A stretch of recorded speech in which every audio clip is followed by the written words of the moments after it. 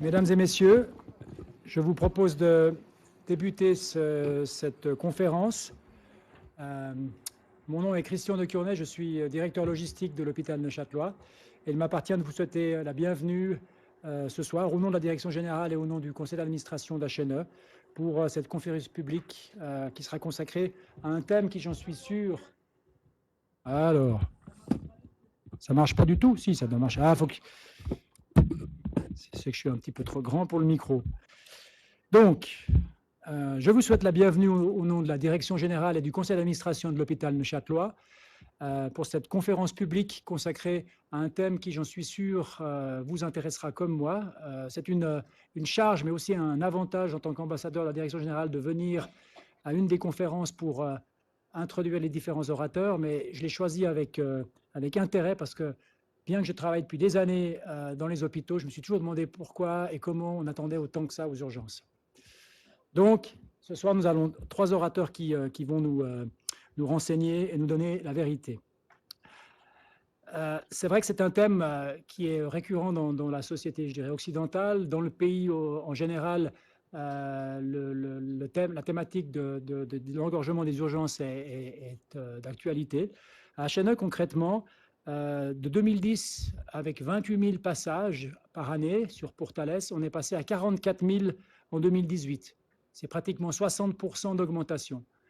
Évidemment, les effectifs ou les surfaces, ça c'est ce qui me préoccupe beaucoup, n'ont pas augmenté. Donc ça explique une partie de l'engorgement, probablement. Il y a également le vieillissement de la population, des changements de mœurs sociales ou de pratiques, mais également la baisse du nombre de médecins généralistes en ville qui fait que probablement beaucoup de personnes recourent de plus en plus souvent à un service d'urgence. Et ça a un impact sur le temps d'attente. En parallèle de ça, le métier d'urgence a évolué. À HNE, encore une fois, concrètement, auparavant, il y avait du personnel infirmier qui était dédié aux urgences. Par contre, les médecins venaient de leur service spécialisé de médecine. Et c'est seulement en 2010 que les urgences ont été reconnues comme un service, en gros, un métier à part entière. Donc, tous ces changements structurels et aussi de société ont modifié, je dirais, le paradigme de la prise en charge aux urgences. Et puis, pour en parler, ce soir, nous avons 3 orateurs qui travaillent au sein du département des urgences d'HNE. Alors, dans l'ordre d'apparition, si vous me permettez l'expression, nous aurons le plaisir d'entendre le docteur Vincent Delacinta, qui est le médecin-chef département des urgences depuis 2012. Il est à HNE depuis 2006. Auparavant, après avoir fait son FMH de chirurgie en 2003, il a fait une formation complémentaire en médecine d'urgence. Il a été formé au CADOL. Il a été ensuite au HUG et je l'ai appris à l'hôpital de Morges, en terre vaudoise. Suivra la doctoresse Liv Heinemann-Meyer, médecin interne FMH et également titulaire d'une formation en AFC en médecine d'urgence. Elle a suivi sa formation à HNE, puis au CHUV, mais également à Singapour, en Australie et en Afrique du Sud. Et puis, elle est revenue au Bercail, puisque depuis 2018, elle est médecin-chef adjoint aux urgences à HNE. Et enfin, nous aurons Christophe Galzin, qui a une formation de laborantin et également d'infirmier diplômé, qui est spécialiste en soins d'urgence et qui est l'ICUS, donc l'infirmier chef d'unité de soins des urgences depuis 2007. Je leur cède la parole. Merci de votre attention.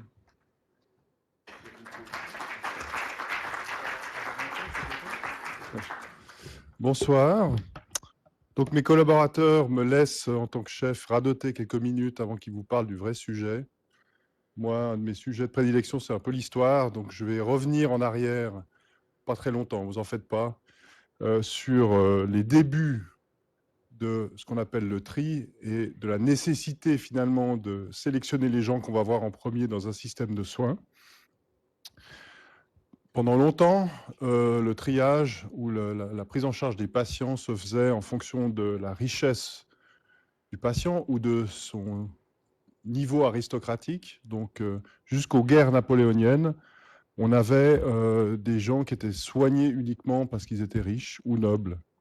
À partir des guerres napoléoniennes, on va le voir, ça a changé et des concepts finalement modernes ont éclos il y a 200 ans de ça, à peu près au moment où l'hôpital Portales a été fondé, au début du 19e siècle. Il y a 3 questions auxquelles on va essayer de répondre ce soir. Pour vous, c'est combien on attend aux urgences, quelques chiffres, on ne va pas vous noyer sous les chiffres parce que ce n'est peut-être pas d'intérêt public, mais quand même, on a quelques chiffres consolidés. Pour quelles raisons on attend aux urgences? Vous allez voir que c'est multifactoriel, évidemment. Et puis, est-ce que c'est inéluctable? Est-ce qu'il y a des moyens, finalement, pour améliorer ce qu'on appelle le flux des patients, la prise en charge et l'accueil aux urgences? Tout commence lorsqu'on parle de triage, à savoir de quel patient on va soigner en premier sans se préoccuper finalement du fait qu'il soit noble ou bien riche. Ça commence pendant les guerres napoléoniennes.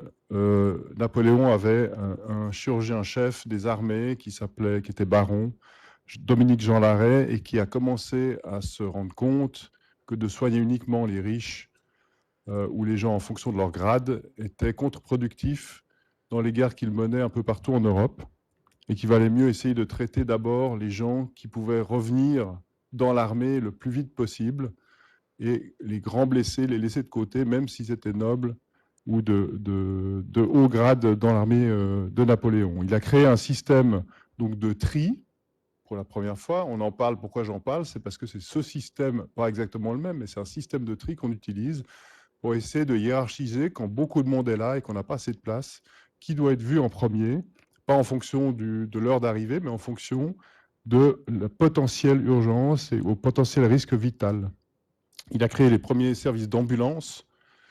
Il a créé le terme d'ailleurs d'ambulance, c'est-à-dire des unités mobiles et ambulantes pour traiter les blessés. Et puis, ça a perduré, ça s'est développé dans les différentes armées. Tout ça, la médecine d'urgence vient globalement et son organisation du système de médecine militaire. Et on est arrivé jusqu'à la guerre de Corée, où des hôpitaux complets déployés dans des tentes étaient amenés près du front et les patients étaient traités par des chirurgiens, anesthésistes, infirmiers instrumentistes très proches du front, avec un système de triage également. Au même moment, aux États-Unis, mais aussi en Europe, il y a eu un développement et une augmentation du nombre de véhicules à moteur. Et puis, on a commencé à avoir un certain nombre de morts et de blessés graves liés à l'accidentologie routière, qui a fait que des systèmes de soins et d'urgence ont dû être créés pendant très longtemps, jusqu'aux années 60. Il n'y avait pas d'urgence dans les hôpitaux. Les gens qui étaient accidentés, qui se cassaient le fémur, par exemple, étaient amenés directement dans un étage et attendait que le médecin de garde veuille bien finir son repas pour pouvoir les ausculter et ensuite décider s'il fallait les opérer ou pas. La médecine d'urgence elle-même, c'est une spécialité assez récente, qui est apparue principalement dans les pays anglo-saxons, qui a permis la prise en charge adéquate et plus rapide de ces patients, principalement liés à l'accidentologie routière, mais pas que, puisque la charge finalement de ces nouveaux services ont été aussi de prendre en charge les gens avec des infarctus, des problèmes pulmonaires et bien d'autres problèmes. Donc dans les années 60-70, il y a eu des débuts de développement de cette spécialité. Aux USA, c'est le premier pays où une spécialisation de médecine d'urgence a été créée en 1979, donc on est juste à 40 ans de cette spécialité qui n'est pas encore une spécialité en Suisse. En Suisse, on a commencé dans les années 90 avec le déploiement de la REGA, à avoir des médecins qui sont préoccupés de prendre en charge de manière urgente les patients à l'extérieur de l'hôpital. Et puis petit à petit, parce que c'est assez lent, puisqu'on est en Suisse, on est arrivé à une sous-spécialisation dont les cadres du département des urgences de la Chêne sont tous porteurs de médecine d'urgence hospitalière, préhospitalière. C'est deux spécialisations différentes, certains de nos cadres ayant la double spécialisation. Donc en Suisse, pour être urgentiste, il faut être soit médecin interniste, soit anesthésiste, soit chirurgien, et ensuite faire un complément de 2 ans de médecine d'urgence, un examen fédéral, et puis un certain nombre d'actes pour pouvoir être qualifié pour cette sous-spécialité. La HNE a créé de manière relativement pionnière, on n'était pas les premiers en Suisse, mais parmi les 5 premiers centres hospitaliers à avoir un département d'urgence autonome qui prenait en charge les patients tout venant, sans différencier le côté chirurgical, traumatologique, que du côté médical pur. Alors, combien on attend aux urgences? Pour rentrer un peu dans le vif du sujet, on n'a pas de chiffres, on n'avait pas de grosses statistiques à l'époque où j'étais au CADOL, mais mes collègues, en 1998, donc il y a un peu plus de 20 ans, avaient fait une petite étude sur, je ne sais plus, c'était 1 ou 2 mois consécutivement, et avaient constaté qu'au CADOL, on mettait 8 minutes pour être installé dans une salle de soins en moyenne. À l'époque, on avait 8000 passages par an. Alors, aux urgences, on parle de passages, puisqu'un patient peut passer plusieurs fois la même année dans le service. Si un patient passe 5 fois, c'est 5 passages. C'est pour ça qu'on ne parle pas de patients par année, mais de passages. Et puis, la durée moyenne de séjour, c'est-à-dire à partir du moment où vous entrez, jusqu'au moment où vous êtes orienté, soit dans un lit d'hôpital, soit vous êtes rentré à la maison, n'est pas connue. On n'a pas ces chiffres de l'époque. En 2012, c'est l'année où j'ai repris la chefferie du département des urgences, et c'est pour ça que j'ai ces statistiques-là. Celles d'avant ne me sont pas connues personnellement. On est à une moyenne de 45 minutes pour être installé, avec 16 000 passages par année et une durée moyenne de séjour de 5h30. Au CADOL, on ne la connaît pas, mais elle était par expérience, puisque j'ai travaillé 2 ans comme médecin assistant là-bas, elle n'était pas de 5h30 à l'époque. C'était beaucoup plus rapide. Il faut dire qu'une chose qui a beaucoup changé depuis lors, c'est le fait d'avoir un taux de lits occupés extrêmement élevé à l'heure actuelle dans un hôpital. À l'époque, on avait un taux d'occupation des lits de 70 à 80%, c'est-à-dire que pour 10 lits, vous en aviez généralement en moyenne 8, 7 ou 8 qui étaient occupés, donc vous aviez une petite marge de manœuvre. Actuellement, on a des taux d'occupation de 95% et plus dans certains services. La médecine interne étant un service qui est souvent un taux d'occupation de plus de 100%, puisqu'ils doivent satelliser, comme on dit, extérioriser leurs patients dans d'autres services dans un certain nombre de périodes de l'année. On est au double de nombre de passages par année, et vous voyez que la durée de moyenne de séjour est de 5h30. Et les chiffres de l'année dernière, sur Portales, on est à 25 000, près de 26 000 passages par an, 53 minutes pour être installé dans un box de soins, ce qui ne signifie pas que vous n'avez pas vu un médecin. On vous l'expliquera un petit peu, mais ça arrive que pour des cas un peu douteux ou litigieux, l'infirmière qui fait le tri, qui s'occupe de l'accueil et de hiérarchiser la problématique, nous appelle dans la salle d'attente et nous demande d'évaluer le patient ou bien dans un endroit dédié à ça. La durée moyenne de séjour a baissé parce qu'on a quand même fait des efforts relativement considérables pour être meilleur que ce qu'il était en 2012. On a encore de la marge, mais on a progressé de ce point de vue-là. On a 2 autres centres d'urgence que nous exploitons, l'hôpital La Chaux-de-Fonds. L'hôpital La Chaux-de-Fonds, si ça vous intéresse, à peu près un peu plus de 16 000 passages par année l'année dernière. On a une moyenne d'attente pour être installé de 27 minutes. Et puis une durée moyenne de séjour qui est un peu moindre, mais quasi identique, aux alentours de 3h10. Et puis on a la polyclinique de Couvet. On arrive au niveau des CADOL, c'est-à-dire on met à peu près 10 minutes en moyenne pour être installé à Couvet, avec une durée moyenne de séjour beaucoup plus courte, parce qu'à Couvet, on ne fait pas d'hospitalisation, c'est des gens qui sont seulement ambulatoires. Donc on voit qu'il y a quand même un rapport entre la taille et le nombre de gens qui viennent dans une structure d'urgence, et puis la durée pour être installé et la durée de séjour dans le service d'urgence lui-même.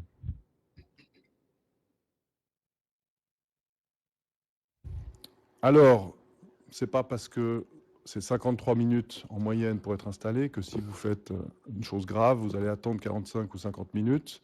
Comme on a un système dont on va vous parler tout à l'heure de classification et de hiérarchie des risques, on va quand même prendre en charge prioritairement les gens qui ont potentiellement quelque chose de grave, c'est-à-dire ce qu'on appelle les degrés 1. À peu près 6% de nos patients ont une urgence vitale ou qui peut être très rapidement mortelle, et ceux-là, ils sont pris en charge en moins d'1 minute. Les patients qui ont un degré moindre, mais potentiellement un risque de péjoration, 15% du collectif de patients qu'on soigne, ont en gros une moyenne d'installation ou de prise en charge médicale de 15 minutes. Et évidemment, ceux qui vont souffrir le plus seront les patients en degré 3 ou 4, qui ont un moindre degré d'urgence, ce qui est relativement logique, puisque le but d'un service d'urgence, c'est de détecter parmi la population qui arrive les gens qui sont à risque de mourir, de perdre un membre, et puis de s'en occuper le plus vite possible.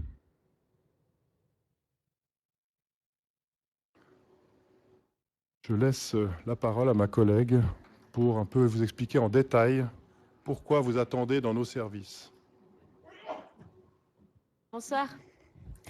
Donc effectivement, la question, et c'est pour ça que vous êtes venus ce soir, c'est pourquoi est-ce que je dois attendre aux urgences? Parce que finalement, ça devrait être simple. On devrait arriver dans un service d'urgence, si possible vide, être accueilli par une équipe souriante, qualifiée et qui nous attend, recevoir les examens nécessaires, un traitement, et puis rentrer à la maison. Ça devrait quand même pas être plus compliqué que ça. Donc pourquoi est-ce que je dois attendre aux urgences? Qu'est-ce qui se passe et que je vois pas? J'ai collecté quelques articles ici de la scène internationale pour vous montrer que c'est bien un problème international. L'attente aux urgences est un problème qu'on voit de manière internationale. Comme l'a dit le docteur Della Santa, on est passé de 28 000 passages par année aux urgences sur les 3 sites à, en 2018, 45 000 passages par année, ce qui fait une augmentation de 65% de la fréquentation des urgences. Et effectivement, ce qu'on voit, c'est que le flux aux urgences actuellement, il est pénalisé par 3 grands problèmes. Premièrement, un manque de ressources, en termes de ressources matérielles, un manque de ressources en termes de personnel, et puis également un manque de lits dans les hôpitaux extrêmement important.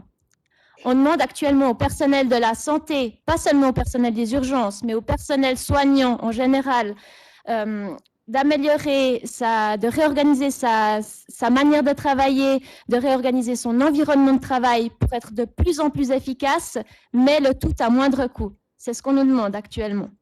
Et ce qu'on remarque, et c'est très vrai dans les services d'urgence, c'est que la moindre variation de paramètres, que ce soit un afflux inhabituel de patients aux urgences, que ce soit un scanner qui tombe en panne, ou que ce soit par exemple du personnel médical ou infirmier qui est malade, eh bien ça fait imploser le système.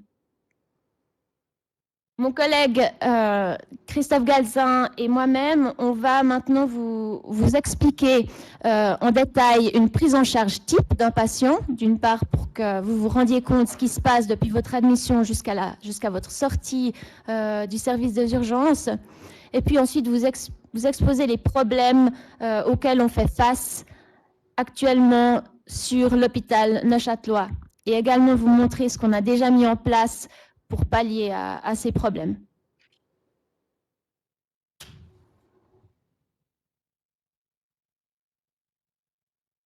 Voilà, bonsoir à tous. Alors effectivement, ce type d'image, tout le monde a une histoire extraordinaire à raconter sur l'attente aux urgences. Moi, il n'y a pas une soirée avec mes beaux-parents ou mes parents sans qu'on me raconte quelqu'un qui a attendu un temps incroyable aux urgences. Et puis, ce qui est important ce soir, c'est qu'on puisse démêler ce qui est du fantasme, de l'histoire, de ce qui est de la réalité. Et puis, comme l'a dit Liv et comme l'a dit le docteur Della Santa, pourquoi on attend? Parce qu'il y a peut-être aussi des raisons pour qu'on puisse attendre aux urgences. Donc voilà, effectivement, ça résume ce que je disais. C'est un peu exagéré, mais c'est assez juste.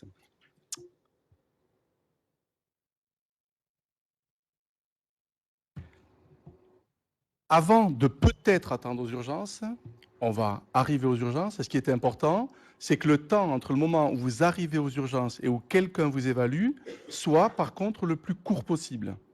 Et là, vous verrez qu'on a fait pas mal d'améliorations, de travaux, j'en parlerai plus tard, pour réduire ce temps avant que quelqu'un puisse évaluer la situation et voir à quel degré d'urgence vous correspondez. Donc tout d'abord, on sera accueilli. L'idée, c'est de bien accueillir les gens. Et puis, comme l'a dit une égérie de la mode, effectivement, on n'aura pas 2 fois l'occasion de faire une bonne première impression. Donc, le premier contact, le premier regard, le premier toucher de main va vous donner déjà des indications sur ce qui se passe. J'ai repris un extrait de la charte qualité d'HNE qui insiste effectivement sur les points suivants auxquels on est attaché, que ce soit médecin, infirmière, aide-soignant des urgences.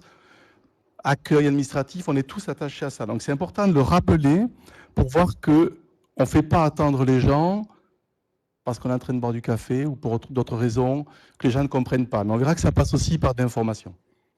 Donc ce qui est important pour les gens, c'est d'être rassurés, d'être respectés, de connaître l'identité de la personne à qui ils ont affaire, savoir si c'est un médecin, un infirmier, un aide-soignant ou quelqu'un d'autre, d'être informés, ça on y reviendra dessus aussi, de communiquer, d'être entendu dans ses besoins personnels et de se sentir en sécurité. L'idée qu'en venant aux urgences, c'est que vous vous sentiez au bon endroit. Vous verrez après pourquoi. On a aux urgences différentes catégories de personnel et une partie des gens, donc qui sont déjà des gens expérimentés, qui ont suivi également une formation spéciale, sont ce qu'on appelle les IOA, les infirmiers ou infirmières organisatrices de l'accueil. Sa mission, c'est d'accueillir les patients, d'évaluer le degré de tri, je reviendrai un petit peu après dessus. Un degré de tri, il s'arrête en fait à la prise en charge médicale. En fait, quand on parle d'un degré 1, 2, 3 ou 4, c'est le temps au bout duquel vous êtes censé voir un médecin pour que ça reste quelque chose de sécure. Diminuer l'anxiété des gens, parce qu'effectivement, certaines personnes arrivent avec une description de la situation où on a envie tout de suite de commencer une réanimation et on se rend compte au bout d'un moment que c'est une otite, par exemple. Donc là aussi, il faut calmer l'anxiété des gens, les rassurer. Gérer la douleur, ça c'est très très important. On a un protocole médical délégué qui nous permet, comme infirmier, de donner déjà des antalgiques, des médicaments contre la douleur. Donc on peut agir au plus tôt contre la douleur. Et d'établir un lien de confiance avec les patients ainsi qu'avec les accompagnants qui ont un rôle important à jouer. Et ensuite d'orienter le patient effectivement vers les bonnes ressources. C'est un peu le but du tri. Pour ce faire, en 1997, a été créée à Genève l'échelle suisse de tri. Donc modestement, ils l'ont appelée l'échelle suisse de tri.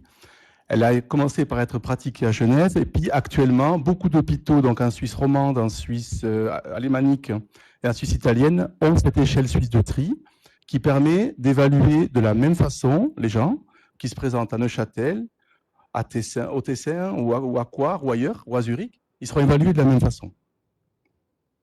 Donc pourquoi on a mis cette échelle suisse de tri en place? C'était justement pour pouvoir identifier et catégoriser les patients, pouvoir définir ses plaintes et arriver à les classer, d'évaluer les délais de temps acceptables jusqu'à la prise en charge et de choisir le lieu de soins le plus approprié par rapport à la demande du patient. Donc effectivement, je répète, mais c'est important, l'idée c'est vraiment de donner une réponse à la personne qui soit la plus adaptée. Si vous mettez beaucoup de ressources sur une situation qui en demande peu, ben, à côté, les gens vont attendre. Et si vous mettez peu de ressources pour une situation qui en demande beaucoup, vous mettez la personne en danger. Donc, c'est un calcul qu'il faut faire pour pouvoir soigner le mieux tout le monde. Donc, l'échelle suisse de tri, en gros, quand les gens disent qu'on attend aux urgences, ce que je peux résumer avec 12 ans d'expérience d'urgence, c'est que si c'est grave, on n'attend pas. On n'attend jamais quand c'est grave. Par contre, effectivement, quand c'est moins grave, puis on voit qu'il y a 4 degrés de tri. Donc, le premier, c'est une installation immédiate pour être pris en charge immédiatement parce qu'il y a un pronostic vital qui est engagé. Le degré 2, le docteur de la santé en a parlé, il faut faire quelque chose dans un délai de temps acceptable qui est estimé autour de 20 minutes. Par contre, les 2 dernières catégories, on voit que le pronostic vital n'est pas engagé. Ça, c'est des gens qui vont pouvoir attendre. Il faut savoir que quelqu'un qui vient pour une urgence vitale, il va mobiliser une énorme équipe pendant 1 heure ou 2. Ce qui fait que pendant ce temps, d'autres personnes vont attendre. On explique aussi un peu l'attente comme ça, parfois. En résumé, on peut dire que si le tri est bien fait, on aura le bon patient au bon endroit, au bon moment, durant tout son parcours à l'hôpital, de l'entrée à la sortie. Et c'est ça l'objectif du tri.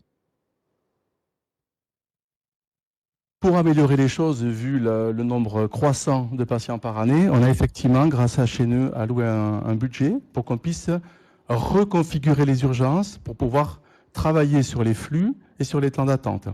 Et ce qu'on peut voir, c'est que la photo de gauche, c'est ce qu'on avait pour ceux qui l'ont connu il y a 2 ans en arrière, un peu moins, 1 année même.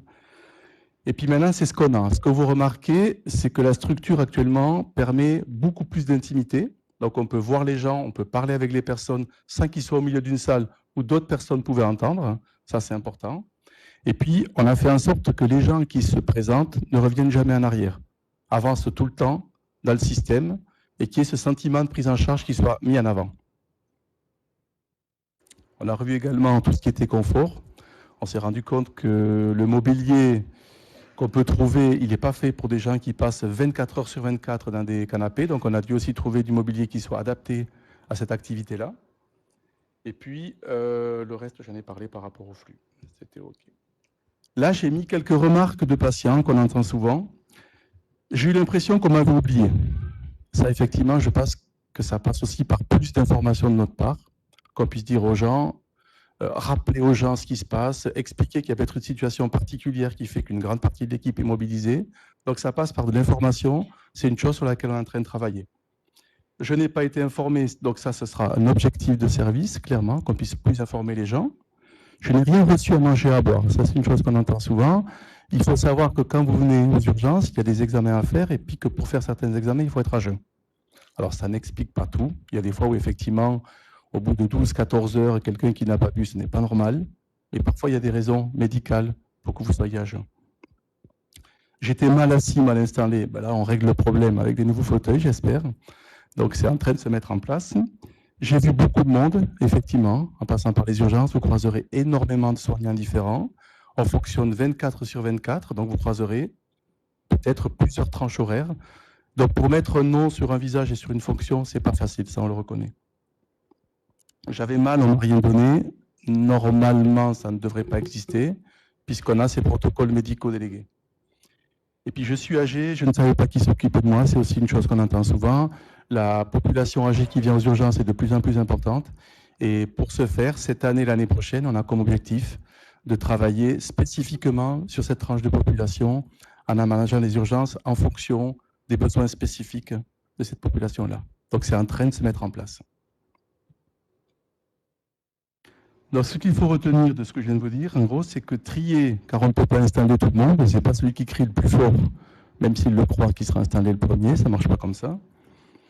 L'attente permet aussi de voir comment évolue une situation. Donc, attendre dans un couloir sur un lit, il y a des gens qui ont tout le temps un œil sur vous, ça, il faut le savoir, pour juste voir qu'est-ce qui va se passer. Quand on vous donne un calmant, par exemple, est-ce qu'il fait effet? Au bout de combien de temps il fait effet? Est-ce qu'on peut en donner un autre? Et puis, de favoriser la communication en restant courtois. Parce qu'effectivement, les incivilités ont explosé en quelques années aux urgences. Puis ça, on doit y faire face aussi. Et c'est des situations qui prennent beaucoup de temps et beaucoup de personnel. Je vous remercie.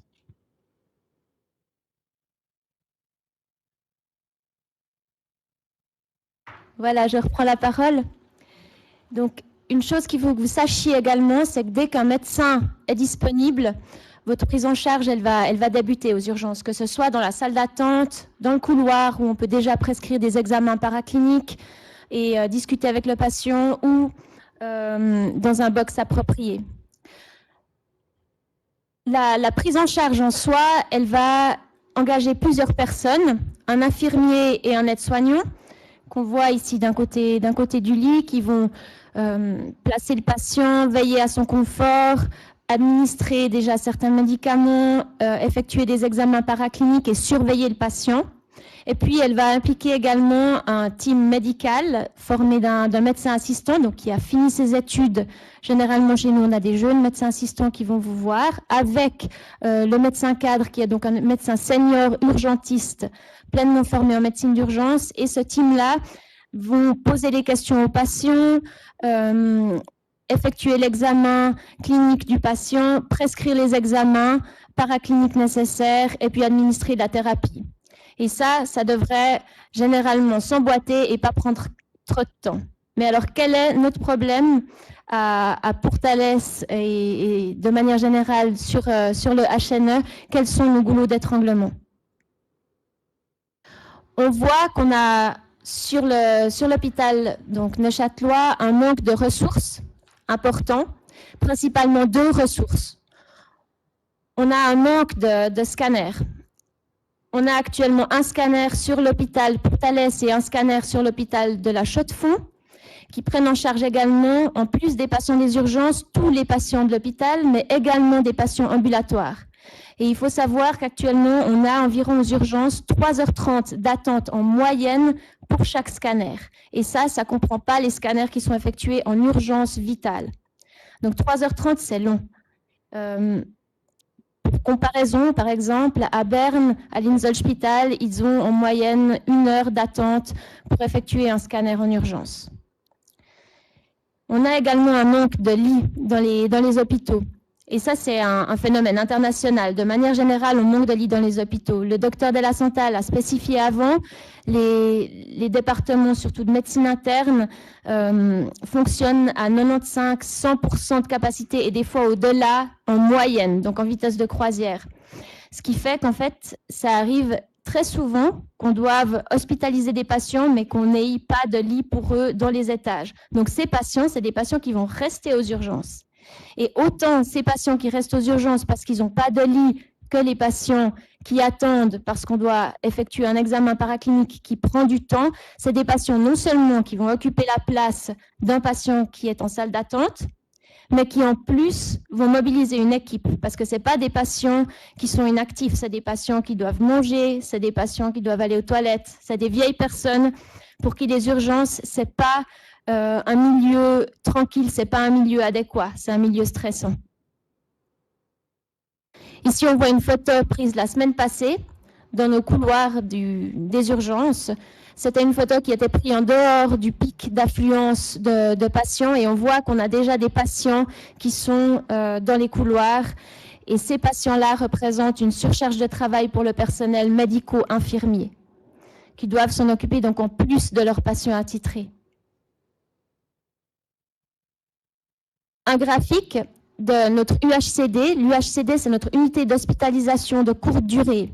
Sur ce graphique, on voit la destination de sortie des patients de notre unité d'hospitalisation de courte durée. Cette unité, elle a été créée pour les patients qui n'avaient pas besoin d'être hospitalisés, mais les patients qui avaient besoin d'être surveillés moins de 24 heures cliniquement. Et puis, ce qu'on voit en bleu foncé, si vous regardez les deux premières lignes, c'est que 45% de nos patients de l'UHCD sur le site de Portales vont être hospitalisés par la suite. Parce que notre unité d'hospitalisation de courte durée fait office d'entrepôt, de lieu de stockage de patients, si vous voulez, pour qui on attend une place dans les étages ou qui attendent de manière finalement inadéquate aux urgences. Et ça, c'est des patients qui, encore une fois, prennent du temps et la place d'un potentiel patient en salle d'attente. Un deuxième problème, c'est un sujet un peu épineux, mais effectivement, on est répartis sur 3 sites. 3 sites qui ont chacun des ressources en termes de personnel et de matériel qui sont fixes. Et puis, on se rend bien compte que si on a 40 patients qui font la queue et qui se présentent sur l'hôpital de la Chaux-de-Fonds et 2 patients qui viennent sur l'hôpital de Portales, on aura 42 patients en toutes qui seront peut-être plus vite gérés par une équipe en rassemblant nos forces. On a des très jeunes médecins assistants également. Voilà. Il faut savoir qu'un médecin assistant, donc qui sort de l'université, a peu d'expérience clinique. Et plus un médecin assistant aura de l'expérience, des années derrière lui, plus il sera efficace. Et plus aussi il aura une autonomie de décision qui lui permettra de prendre des décisions aux urgences sans l'aide de son chef. Et puis actuellement, on a des assistants très jeunes. Et ça, ce qu'on voit, c'est que les assistants plus âgés, ils ont tendance à postuler dans les endroits où il y a soit plus de patients ou, par exemple, les centres universitaires. Et nous, avec 45 000 patients, mais répartis sur 3 sites, on est un peu moins attractif pour les médecins assistants qui ont plus d'expérience. Un autre fait, c'est qu'on a 80% de médecins assistants pour 20% de médecins superviseurs, donc de médecins cadres, formés urgentistes. Et ce ratio-là, en l'augmentant un peu, on pourrait également augmenter l'efficacité du système. Ce qu'on voit à l'étranger, et ce qui se fait déjà à l'étranger, c'est qu'on tend à avoir des ratios de 50% de médecins assistants et 50% de médecins cadres. Donc des médecins cadres qui sont actifs aux urgences, qui prennent en charge des patients également tout seuls. Troisième problème, on a des urgences qui sont fonctionnelles 24 heures sur 24, en tout cas pour la Chaux-de-Fonds et pour le site de Portales, mais des ressources de 8h à 18h. À 18h, c'est notre pic d'affluence aux urgences. C'est là qu'on a le plus de patients en salle d'attente généralement. Et tout le monde rentre à la maison. Donc finalement, on se retrouve avec un hôpital presque vide. On a un piquet, un assistant qui est de piquet pour les soins intensifs, un assistant qui est de piquet pour la radiologie, et puis nous aux urgences. Et quand il y a un problème dans les étages, donc un patient qui va mal, on doit extrêmement souvent, il nous incombe d'aller régler le problème. Donc en fait, on a des médecins qui désertent les urgences au moment où on a le plus besoin d'eux sur ce terrain. Et puis si le problème est grave, c'est le chef qui doit aller, bien sûr. Donc on a le chef qui doit monter dans les étages pour également régler le problème en attendant que le renfort arrive, voilà, depuis la maison, donc les collègues qui sont à la maison. Il faut se rendre compte qu'on est aussi dans un monde qui change. On a une population qui devient de plus en plus vieille, donc vieillissante, et en tant que médecin, je pense qu'on fait quand même bien les choses puisqu'on guérit de plus en plus de maladies. Et donc, on a des patients qui deviennent de plus en plus âgés et de plus en plus malades, ce qui rend les prises en charge de plus en plus longues et de plus en plus compliquées. Actuellement, c'est extrêmement rare pour nous de voir un patient arriver aux urgences et que ce patient puisse non seulement nous fournir sa liste de médicaments, les doses de médicaments qu'il prend et sa liste de maladies. Ça arrive presque jamais. Et pour nous, les médecins et les infirmiers, ça implique qu'on doit faire des recherches au lit du malade. On doit appeler les médecins traitants, on doit appeler les systèmes de soins à domicile, on doit appeler les pharmacies, les proches et les différents hôpitaux dans lesquels le malade aurait pu séjourner. Et tout ça, c'est le temps que vous nous voyez passer derrière notre ordinateur au téléphone, parce que ça serait inadéquat de soigner le patient sans ces informations. Ce qu'il faut également savoir, c'est qu'on est dans un monde connecté. On a Internet. Et ça a révolutionné les prises en charge aux urgences. Parce qu'actuellement, c'est devenu inadéquat de pratiquer une médecine d'urgence en ce qui nous concerne, qui n'est pas basée sur les dernières évidences. Ce qui implique que le personnel médical et infirmier également doit se former de manière continue. Ça, c'est un travail qu'on fait à domicile la plupart du temps. Mais occasionnellement, pour offrir la meilleure thérapie possible aux patients, on doit effectuer des recherches au lit du patient, au lit du malade. Et ça nous prend également du temps. C'est de la médecine qu'on fait sur notre ordinateur. Finalement, on a aussi un aspect médico-légal qui nous pousse à effectuer de la médecine loin du patient. Donc effectivement, on doit étayer de plus en plus nos dossiers. D'une part, pour avoir toutes les informations sur les patients par la suite, mais également pour fournir un aspect médico-légal et puis un dossier patient de qualité. Là, on voit un patient dans notre salle de déchocage. C'est là qu'on amène les patients qui sont gravement malades. C'est un patient comme ceux dont je parlais, qui est âgé, qui a beaucoup de maladies. C'est un patient qui est actuellement entre la vie et la mort. Et on se représente bien sur cette image que ce patient immobilise une équipe. Vous voyez là 3 infirmiers qui s'activent autour de ce patient et puis le team de médecins est à côté avec le radiologue. Donc vous ne le voyez pas sur la photo. Et ça, c'est un patient qui va pouvoir éventuellement occuper une équipe pendant longtemps, plusieurs heures. Et c'est tout ce temps qu'un patient qui est en salle d'attente et qui a mal au ventre, qui a des plaintes, mais un patient qui est stable et qui n'a pas d'urgence à recevoir un traitement de manière immédiate, c'est tout ce temps-là que ce patient-là en salle d'attente devra attendre, malheureusement.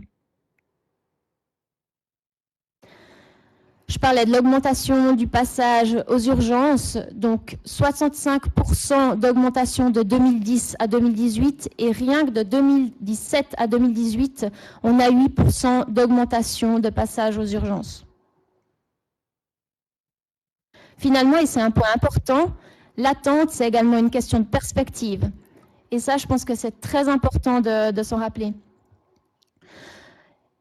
L'attente, pour beaucoup de personnes, c'est devenu inacceptable. les gens, ils payent une assurance santé et ils aimeraient un rapport qualité-prix dans les soins également.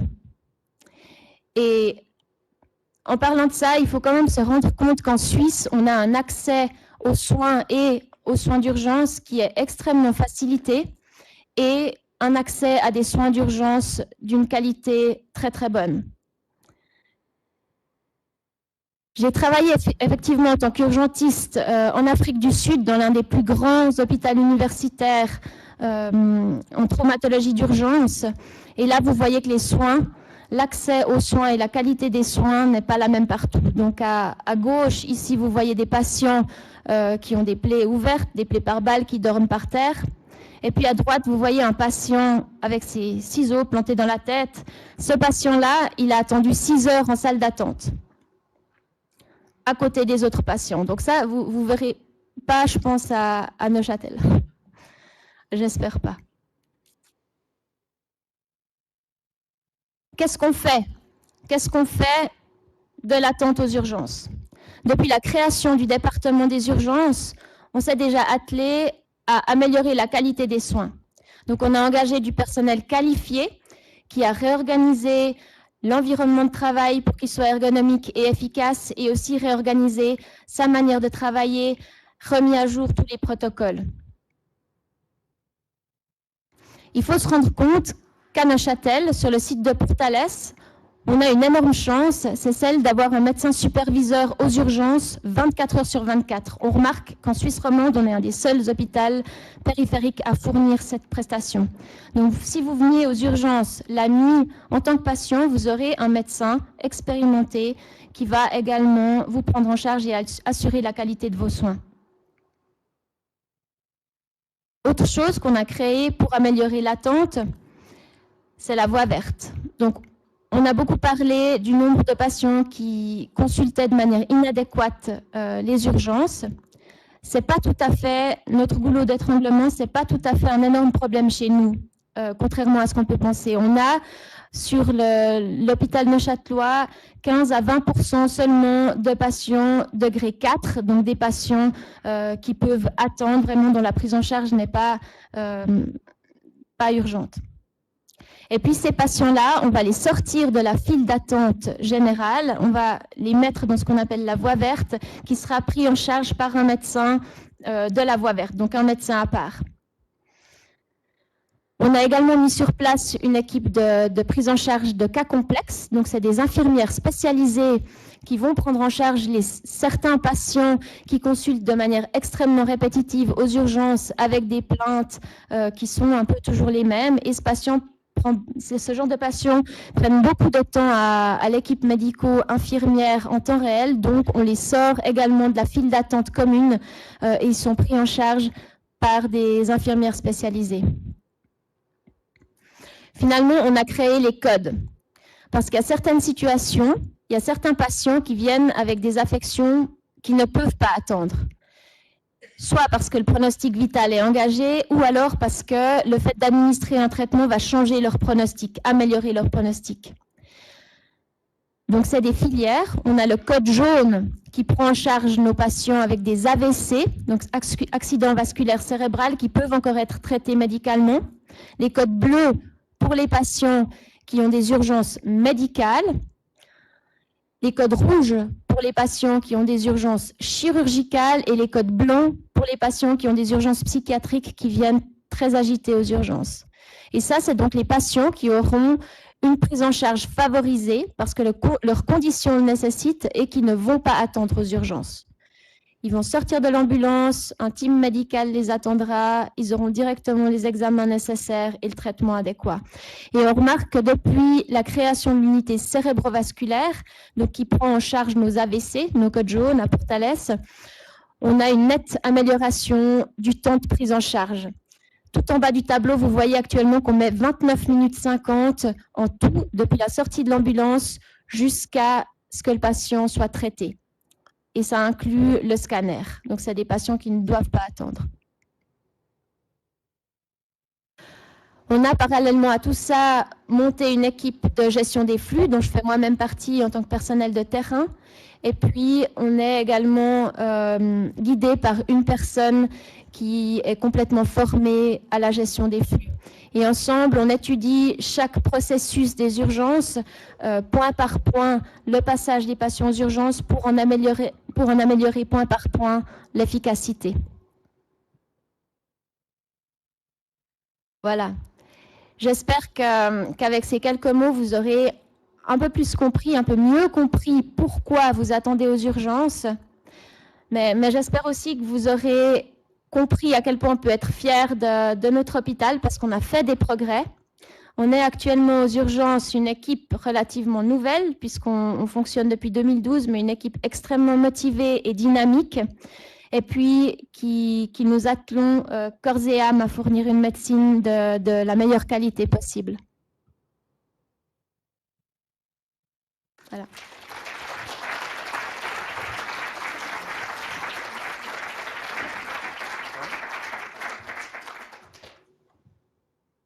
Alors, nous sommes ouverts aux questions, précisions, remarques.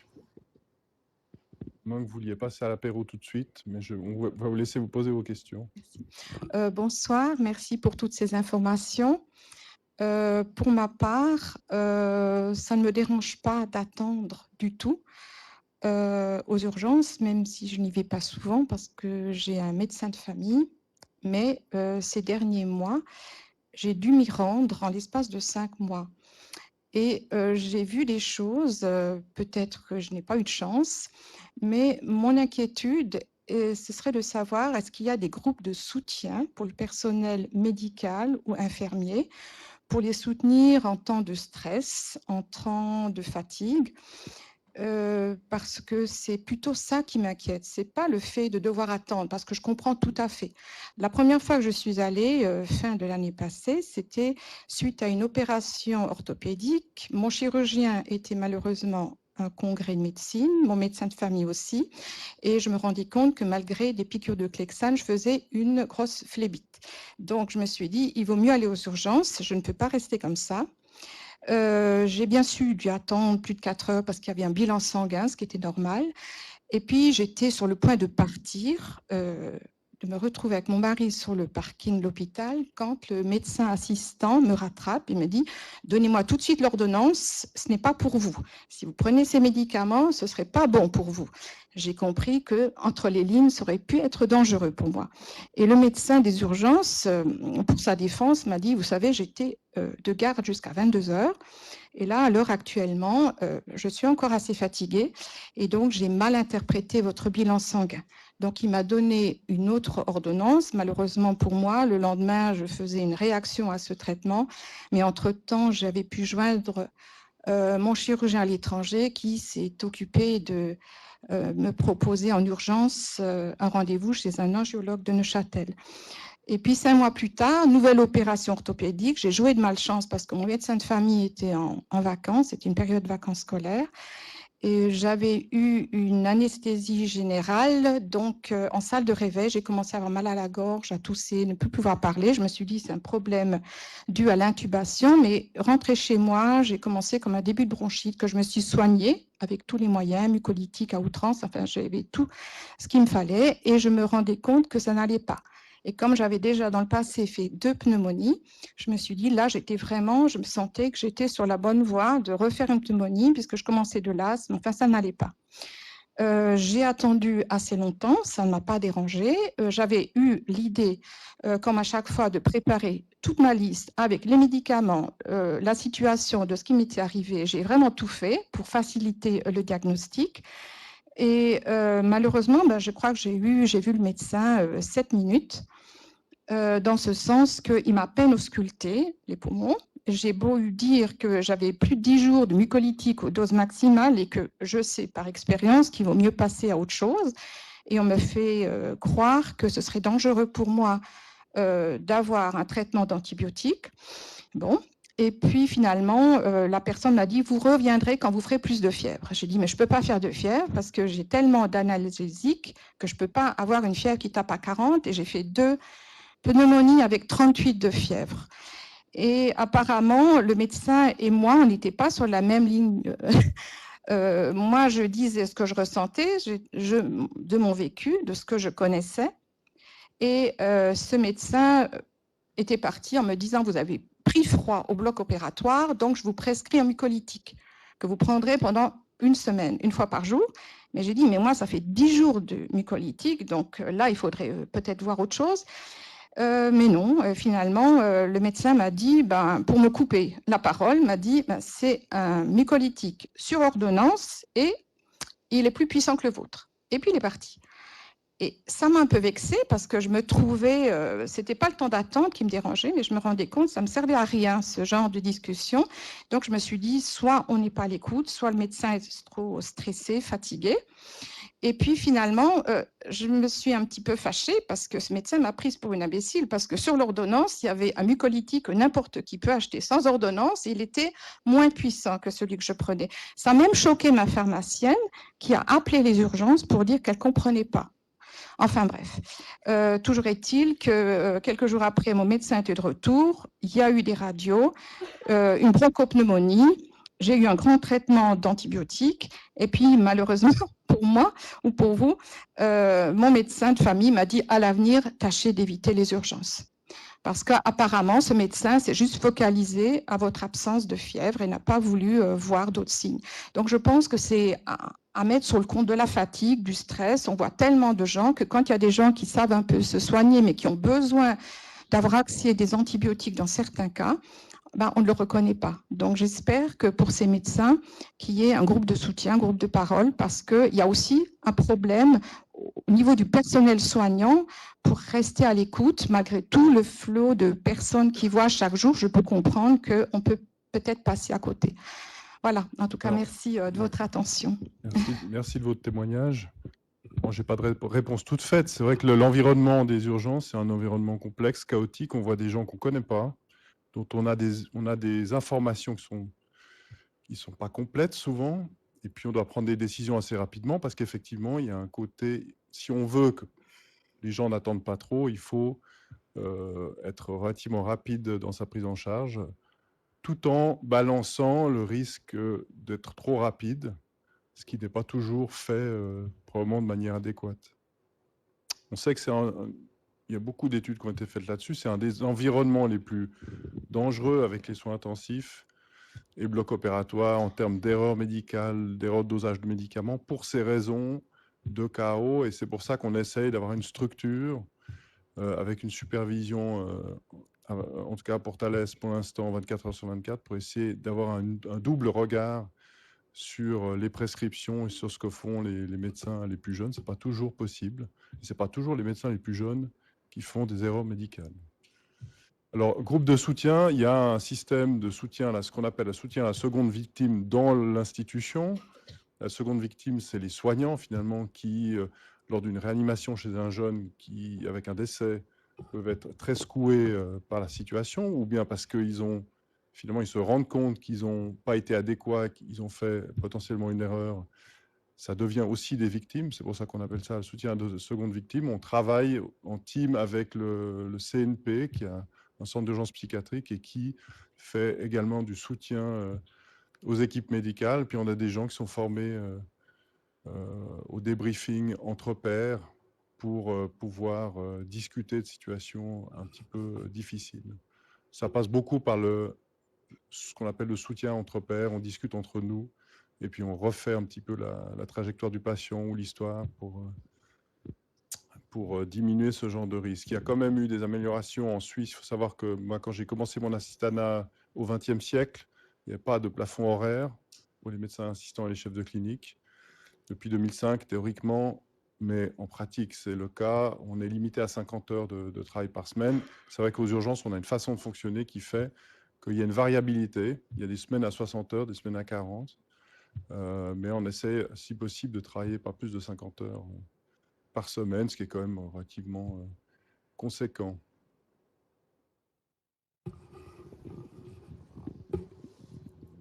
Il y a d'autres questions? Tout est clair. Madame? Ce n'est pas une question, c'est que je vous avais présenté, c'est l'idée l'idéal. C'est l'idéal, mais pas la pratique. Parce que j'ai jamais été prise en charge dans même les 2-3 premières heures, non, 4 heures, 5 heures, 6 heures, avec un AVC, 5 jours.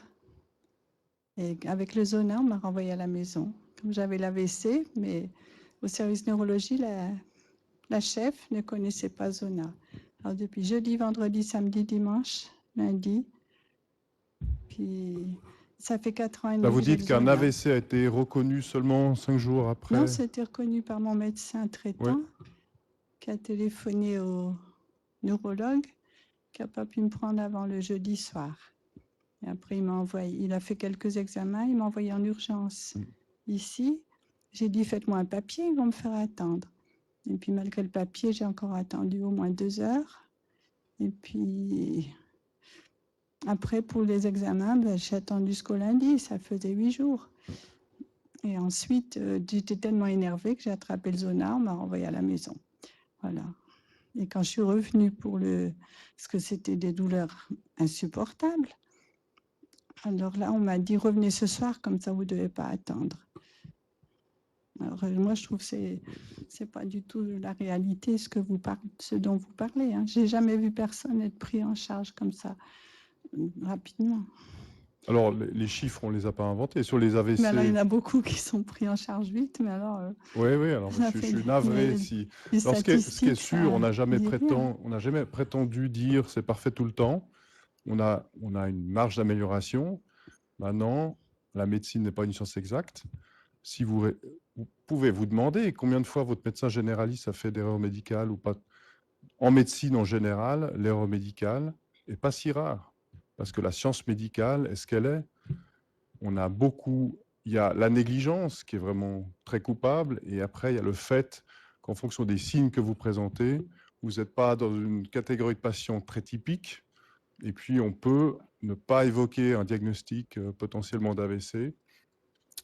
Il y a une littérature dans le monde, parce qu'il y a des gens qui ont étudié ces sujets, il y a pratiquement 15% des gens avec des AVC qui sont méconnus dans les services d'urgence, en tout cas en Amérique du Nord. Mais ça n'a pas été traité. Voilà. C'était reconnu mais au bout de plusieurs jours.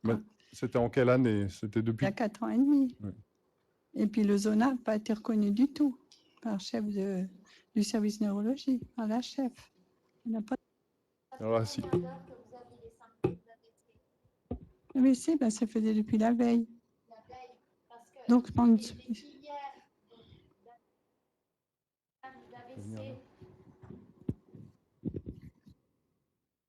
Les prises en charge favorisées pour les AVC, c'est des patients dont on doit reconnaître en fait les symptômes d'AVC en termes d'heures. Les patients qui ont un AVC effectivement depuis la veille n'ont plus d'urgence en fait à recevoir un traitement médical. Donc c'est ça qu'il faut comprendre, c'est que vous n'avez pas eu cette prise en charge favorisée également parce que malheureusement pour vous, l'AVC était trop ancien en fait. Et voilà. C'est que par rapport aux deux histoires que j'ai pu entendre, ce qui est important, c'est qu'en fait, quand les gens écrivent pour se plaindre d'une situation ou décrire une situation, ça nous permet toujours, puis il y a une filière qui traite toutes les lettres pour voir effectivement, et puis il y a tellement d'intervenants qu'on peut imaginer qu'à un moment l'erreur soit aussi possible. On essaie tout le temps de remonter la filière, de voir où a eu lieu l'erreur pour faire autrement la prochaine fois. Donc c'est important. Votre témoignage est important et je pense que c'est important. J'ai eu la réponse, mais la réponse c'est qu'on est clean. Non. Alors c'est pas une réponse adéquate pour moi, mais je veux dire, on sait aussi se remettre en question, j'ai envie de dire, voyez, par rapport à ce style de situation.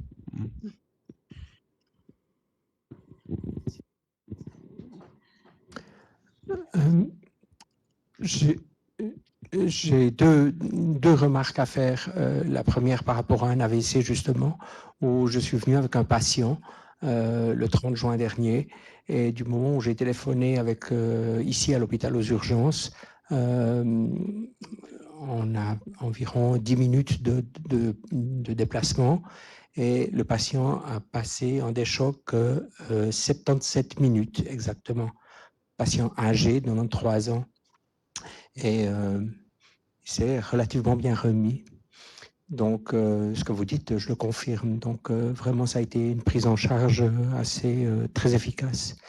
Il y a une deuxième prise en charge que j'ai vécue quelques jours plus tard pour une personne qui s'était fait précédemment mordre par un chat.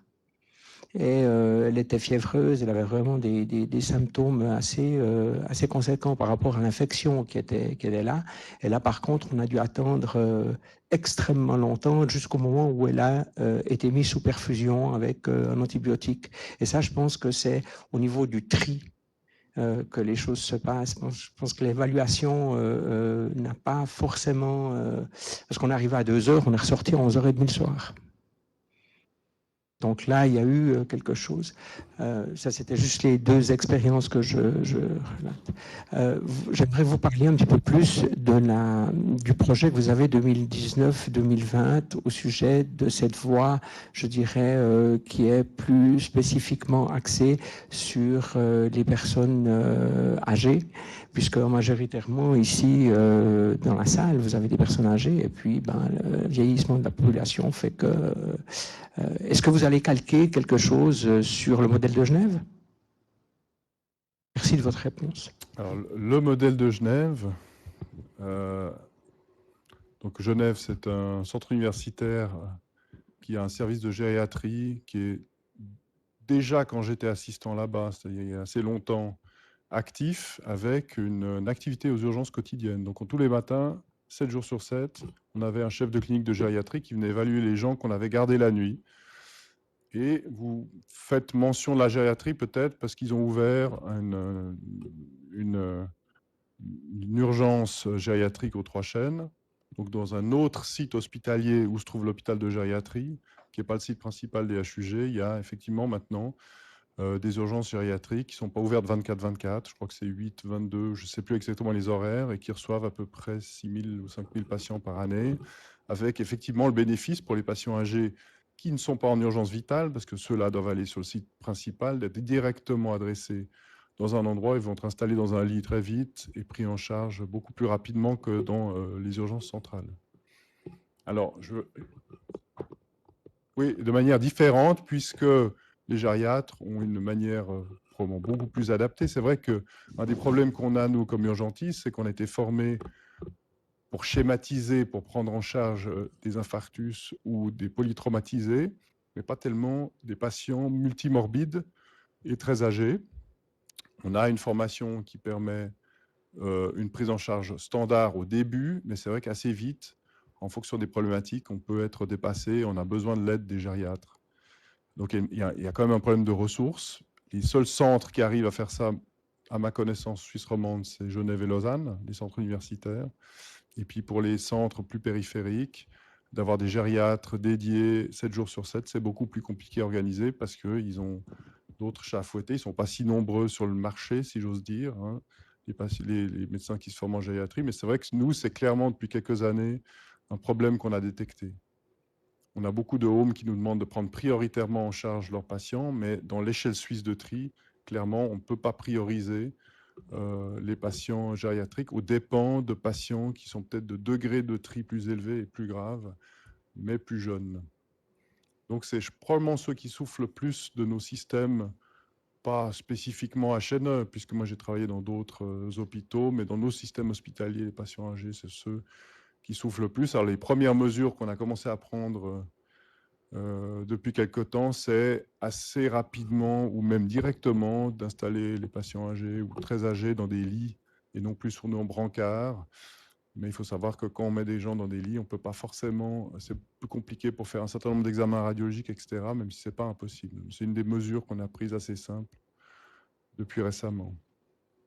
Mais notre espoir, c'est de pouvoir augmenter nos compétences en gériatrie au contact des gériatres qui viendraient tous les jours évaluer, comme à Genève ou à Lausanne, nos patients qu'on aurait gardés ou qui seraient là une partie de la nuit. On ne peut pas avoir de gériatre 7 jours sur 7. Les centres d'urgence gériatrique, aux États-Unis, il y en a quelques-uns. Et puis, c'était un petit peu un des projets au départ, je ne vais pas être polémique, mais avant la votation qu'on a connue en 2017, un des projets, c'était de faire de la Chaux-de-Fonds un pôle plus spécifiquement gériatriques, y compris aux urgences. Il devait y avoir des urgences 24/24 spécifiquement construites sur un modèle de prise en charge de patients plus âgés. Là, on va devoir s'adapter et essayer de faire sur les 2 services d'urgence de soins aigus, de la gériatrie, mais du coup, ça divise en 2 les endroits où on prend en charge les patients âgés, et donc les gériatres ne pourront pas être sur chaque site tous les jours probablement.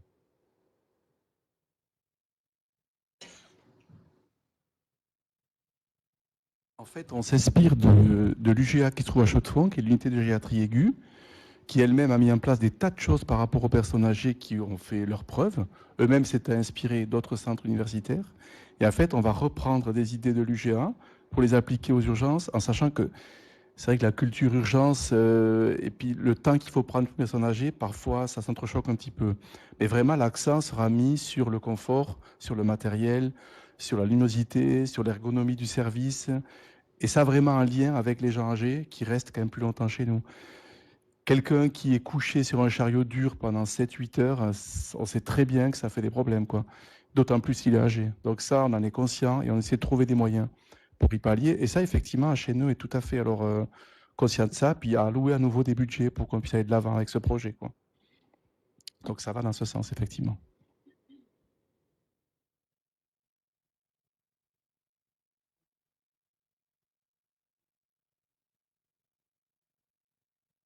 Alors,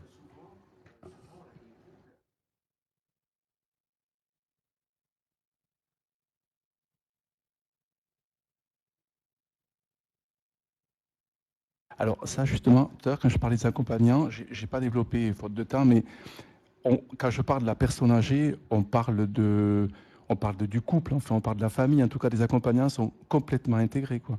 Et il arrive même qu'on hospitalise des gens âgés et l'accompagnant qui n'a rien demandé, mais parce qu'on n'a juste pas le choix, quoi. Parce qu'il ne peut pas rester seul à la maison. Et là, c'est un travail qui se fait aussi avec le médecin traitant, qui peut nous fournir des idées, qui peut donner des détails qu'on n'a peut-être pas, ou les soins à domicile nomades, qui sont bien au courant des cas et qui peuvent dire non, le mari ne peut pas rester à la maison, c'est pas possible. Donc, si l'épouse s'effondre, le mari suit en général, quoi. Donc, non. Alors, vraiment, on essaye d'en tenir compte. Après, il faut des places. Et là, on se heurte à nouveau à un problème qui a été cité plus tôt.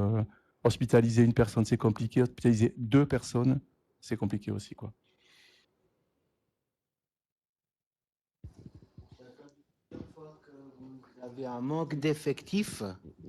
Ce manque d'effectifs est dû à quoi? Est-ce que c'est un manque de formation ou un problème économique? Un peu des 2. Non, le problème, c'est qu'on court toujours, on a toujours une guerre de retard. C'est-à-dire qu'il y a une augmentation de l'activité et puis il y a des augmentations d'effectifs. On n'est quand même pas au même stade d'effectifs qu'en 2012. On est passé à un système de supervision avec des médecins qualifiés en 2016, début 2016, 24 heures sur 24 à Portales. Ce n'est pas encore le cas à la Chaux-de-Fonds pour l'instant. Il y a des projets dans ce sens. Ça coûte, hein. Le personnel, on sait que c'est ce qui coûte le plus cher dans le système de santé. En tout cas, les coûts hospitaliers, 70 voire 80% sont liés au personnel. C'est quand même ce qui fait la richesse d'une structure hospitalière. Mais on ne peut pas systématiquement anticiper et suivre exactement, parce que ce n'est pas toujours chaque année la même augmentation de pourcentage d'activité. On essaie de s'adapter en fonction des besoins. Et ça se fait de manière un peu en escalier. En fait, le personnel augmente en escalier, les patients augmentent de manière relativement linéaire. Donc, il y a des moments où on est un peu en souffrance, des moments où on est mieux.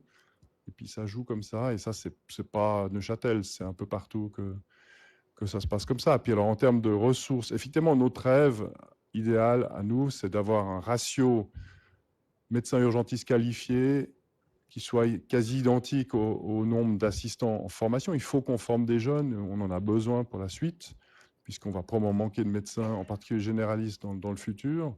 Donc, c'est des gens qui doivent s'ancrer dans la région, venir travailler, y être bien, pour ensuite peut-être avoir l'idée de s'y installer, puisqu'on ne peut pas compter que sur les locaux. Dans l'équipe, on n'a quand même pas une majorité de Châtellois d'origine. La plupart, c'est des gens qui ont travaillé par le passé et qui sont contents de revenir. On doit travailler là-dessus et on aimerait avoir des médecins assistants aussi un peu plus aînés que ceux qu'on a maintenant, même si on les adore. Mais simplement, ils sont moins autonomes. Donc, ils nous demandent beaucoup plus de travail. Du coup, ça ralentit un petit peu le système. Mais tout ça, évidemment, n'ignorez pas qu'un médecin cadre est mieux payé qu'un médecin assistant. Donc, et encore faut-il les trouver. Parce qu'il y a quand même dans beaucoup de spécialités un marché, entre guillemets, qui est sec, c'est-à-dire des gens qui sont concentrés sur les centres universitaires ou qui ne sont pas formés en assez grand nombre. Il y a des spécialités où il y a trop de spécialistes, il y a des spécialités comme la médecine générale où il n'y en a pas assez.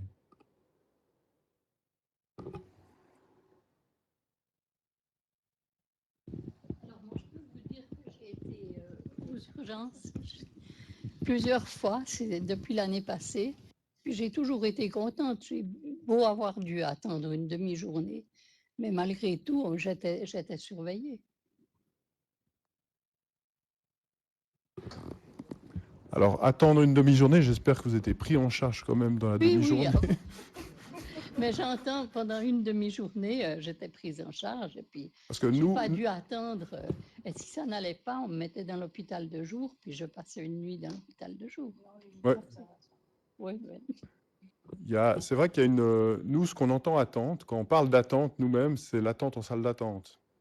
Parce que pour nous, quand vous êtes en box de soins, c'est clair que souvent, il y a de l'attente parce que vous avez l'impression qu'il ne se passe pas grand-chose. Mais nous, on turbine derrière pour faire ce que ma collègue a dit, oui.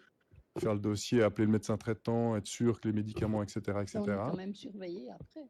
Vous êtes surveillé, donc c'est vrai qu'on a tendance à ne pas considérer ça comme du temps d'attente parce que nous, on est actifs.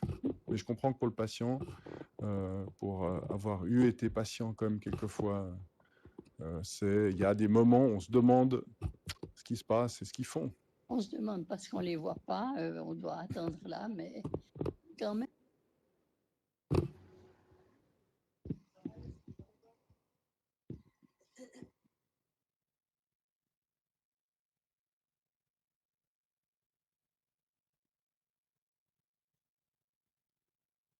S'il n'y a pas d'autres questions, peut-être qu'on peut passer à la partie festive, Vincent. Oui, je vous en prie. Donc, vous avez un buffet qui vous attend. Merci.